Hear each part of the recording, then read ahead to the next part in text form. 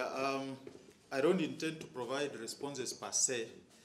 I only intend to carry the conversation forward because I find convergence with most of the things that have already been highlighted. I will begin by saying that one day in the next not so distant future, that eventually a story will be written that perhaps we never had an election on 8th of August 2017. And there is so much evidence to support that all we had was a charade that the Kenyan people were taken through, and this cut across all the 6 elections. And the first point that we have been very insistent on is the ability of the Electoral Commission to undertake its mandate in strict conformity with the Constitution and the election laws. As you may have realized during the hearing of the Supreme Court petition, Mr. Nyamodi, who was an advocate representing the Independent Electoral and Boundaries Commission, made a startling confession that the Electoral Commission never complied with the decision in the Maina Kiai case. And the Maina Kiai case was the benchmark upon which the results of the election were supposed to be managed. But even before we get to the management of the results, is the decisions that were taken by the Commission prior to the holding of the election. One, as far as technology was concerned, the Commission engaged both IBM, Oracle, that was supposed to provide cybersecurity features for its results transmission system. But on 5th of July, the Chief Executive Officer of the Commission unilaterally made a decision to provide an approval to Safran to host the results transmission system on cloud servers. And yet on 29th of June, the Communications Authority of Kenya had made an advisor to the Commission advising against hosting of results transmission system on a cloud server. But against that backdrop, the Commission also had its on-site server on the 9th floor of their headquarters. They had a secondary server, backup server, hosted by Telecom Kenya at its Milimani database center. And the third one at the East African Data Center.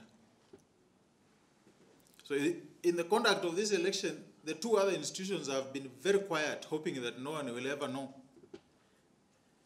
that they had this arrangement with the Commission. So the elections were supposed to take place on 8th August.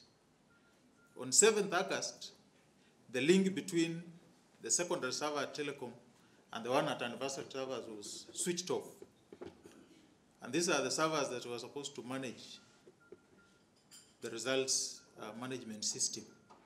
So that was the first pointer that there was no intention on the part of the Commission to transmit results from the polling stations to its servers and to the public portal. Secondly, is that in a results management framework, the Commission had clearly explained that their systems were configured in such a way that results will be transmitted from the KMs by presiding officers and to their servers instantly to the screens at the National Tally Center and constituent centers, and instantly to the public portal. But the explanation that the Commission was giving on the election night did not make sense. Because the first explanation was, yes, we are displaying the results and we have all the Form 34S for all the results displayed. Then we said, okay, give us access to those results and at least show us from which specific polling stations those results are coming from. It took 3 hours for the Commission to set up email accounts for the stakeholders to access the forms. And eventually when this happened at 2 a.m., only one form was available. Only one form, 34A. By that time, the commission had done nearly 75% of the polling station, but in its possession there was only one form, 34A. And that one form, 34A, could only be viewed, you could not download.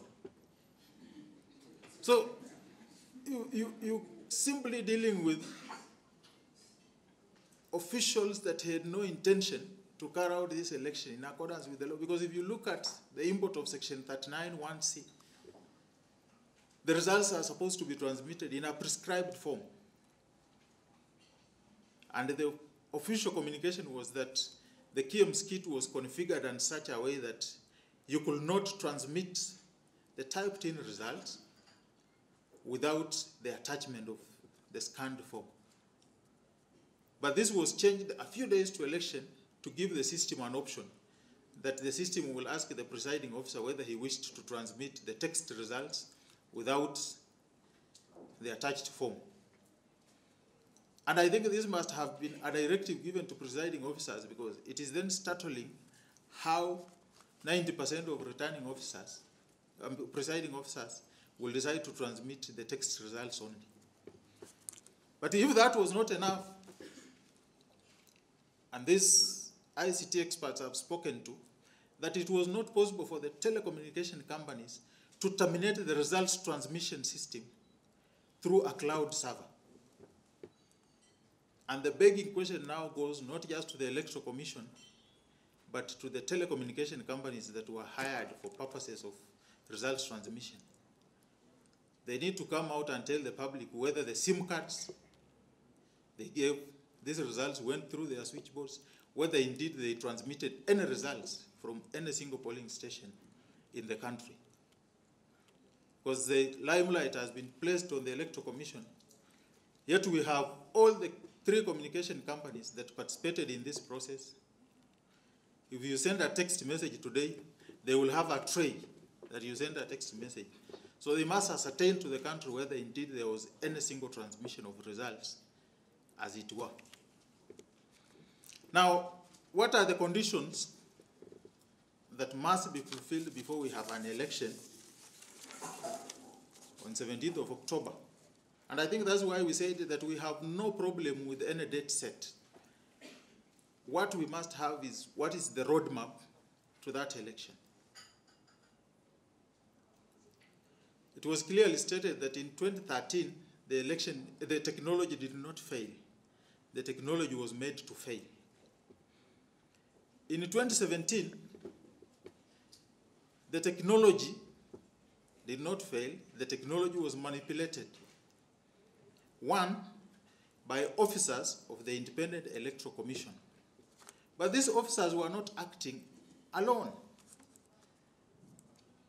They must have been acting on the instructions of a political player. And there is only one beneficiary of this fraud and conspiracy to defraud the Kenyan people. And that responsibility solely lays on the shoulders of one Mr. Uhuru Kenyatta. And this we must tell courageously without fear. Otherwise, we will never have an election that makes sense in this country. Chiloba did not wake up to manipulate the electoral system on his own. He was helping somebody. And there was only one beneficiary. And even in the quest, when the chairman offered to restructure his secretariat in anticipation of the new elections, if you read papers today, the beneficiaries are rubbishing the chairman's attempt to restructure the secretariat, to an extent that the line is so blurred that it's not possible whether to tell if IEBC is an independent commission as set out in the Constitution, or whether it is an agency or an appendage of the Jubilee administration. But we've said that this election is not about Jubilee and NASA. That election is too big a project to be left to 2 competing coalitions. And that behooves an entire citizenry to demand that we must have an election where our vote counts. That millions of Kenyans woke up at dawn to line up and vote, yet no result was transmitted from any single polling station. The Form 34A, Form 34Bs that were supposed to be transmitted from each polling station were being scanned into the system at the Bomas of Kenya. And when we demanded that we must not just be given forms, that we must be able to see the trail of those forms in their own system, they said, we will give you the forms in a flash disk. So they said the first batch will give you 11,000 Form 34As. But because the forms were being scanned in a tense atmosphere, because no thief ever steals in comfort, out of the 11,000 forms that were given in the flash disk, 5,000 were duplicates.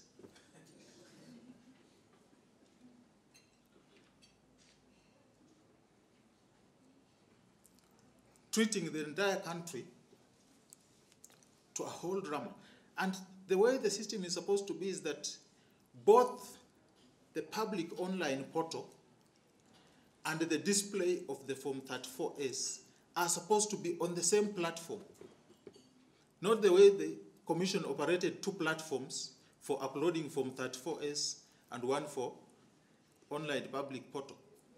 But they did so deliberately because even in their attempts to internally reconcile their own results, if you went to the online public portal, what they were displaying, and checked against what was happening in the forms, you realize that there was no agreement between the two documents, between the two sets of results. Eventually, they called one statistics and another one Form 34A. Lastly was the question of election officials.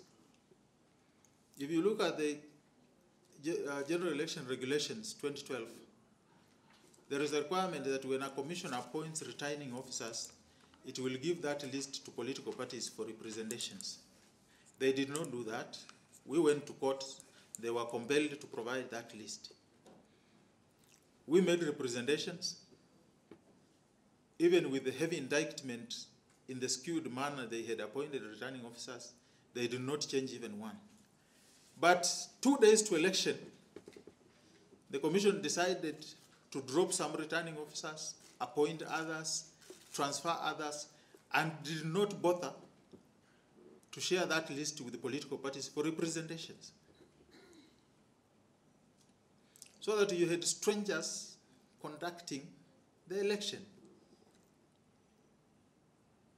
And that explains the numerous number of entries into the results management system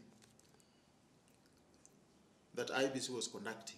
And so if we have to have an election that meets the standards of the law, one, you must have standardized statutory statements in which these results are captured. Because we said there was no standardization in Form 34Bs, that they were in all manner of forms. Most of them were Excel generated from computers. And we said that even if you check the barcodes, the few that had barcodes, if you used a barcode reader, it will tell you, it will give you a different story of what kind of results you are dealing with. A reading of it shows some of them are restaurants here in Nairobi, others were pharmacies in France, and all over the world. The explanation IBC gave in court was that we were using a barcode reader that was not correct. But during the scrutiny, when court availed an authentic barcode reader, it was giving the same results. Yet those barcodes were supposed to capture the constituency name of each of the Form 34Bs. Today that is not there. I have 1 minute. I will conclude by saying that if the structure of the IBC Secretariat remains as it is, if IBC does not open itself up for an audit of its election technology,